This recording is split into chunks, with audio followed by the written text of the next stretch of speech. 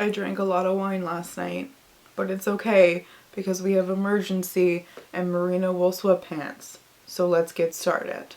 Today I'm going to be talking about this little publication called Abortion. It's a woman's right. Because how could talking about reproductive rights on the internet ever go wrong? This was written in the 1980s under conservative rule when the rights that had been gained for women after the Roe versus Wade momentum were starting to come under attack. So this is a little pamphlet that was made for activists, organizations, and instructors. This is a compilation of some short essays that were edited by Pat Grogan and Evelyn Reed, and they're also contributors, that have a blatantly Marxist analysis. And so at first I was like, oh yeah, and then I remembered that Marxism, like literally all other theories at any end of the spectrum, have tended to have some issues with kind of intersectionality, we could say. And also because this is written during second wave feminism, so I was a bit like, oh, okay. But it was actually pretty good in terms of, again, there's an inherently class that they talk about because it's a Marxist analysis, and also talking about how women of color are particularly affected by this issue in terms of access. The biggest theme that kept coming back through all the essays in different forms is eugenics. So just in brevity, eugenics is a social philosophy to improve genetic traits. And one of the ways that you can do this is negatively by restricting the reproduction of undesired members of society. I'm guessing you can figure out who people with the bad traits or the undesired people were, and that's anyone who wasn't a white, hetero, cisgendered, able-bodied, neurotypical, middle to upper class white person. And so this spread in the 20th century, especially in the UK, when it went to settler colonialism, which was its whole new thing, where the undesired population was not only the people, internal to them, but also all indigenous people. One of the reasons that settler colonialism was a situation in which these eugenic practices were so articulated was because of something called degeneracy, which is basically a fear of racial purity being tainted just by the presence, like the ongoing proximity of people that aren't white, right? Because that understanding of reproduction at the time was that you could actually just acquire characteristics, undesired characteristics of people just if they were near you for a long time. So this is where we get things like forced sterilization and other methods of population control. And it's important to note that when this was being written, this was currently happening in Puerto Rico. Like, this is an issue that is 100% ongoing. Also, I'm so glad that they addressed this bullshit Malthusian notion of poverty being caused by overpopulation.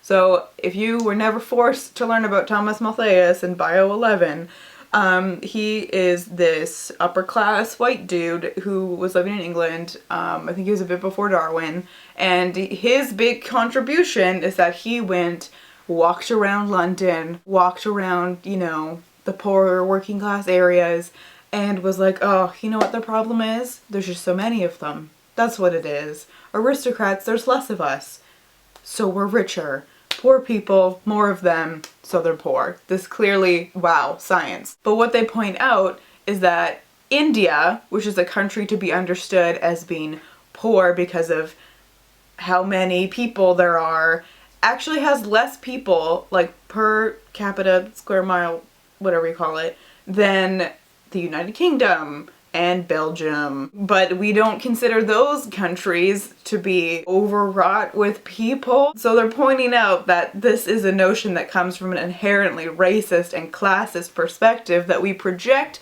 onto places that actually experience poverty and other negative effects because of colonial and capitalist exploitation. Another weird theme that's pervasive throughout this little book is the idea of anti-abortion advocates, anti-choice activist people likening abortion to the Holocaust. And something which they point out in the book that these people fail to recognize is that Hitler and the Nazi government actually also outlawed abortion in an attempt to render women as breeders of citizens and confine them indefinitely to the domestic sphere. This speaks to a patriarchal state of understanding of the role of women's bodies in nation making, right? Because there is a long history in any kind of nationalist project where the state poses women of having the nationalist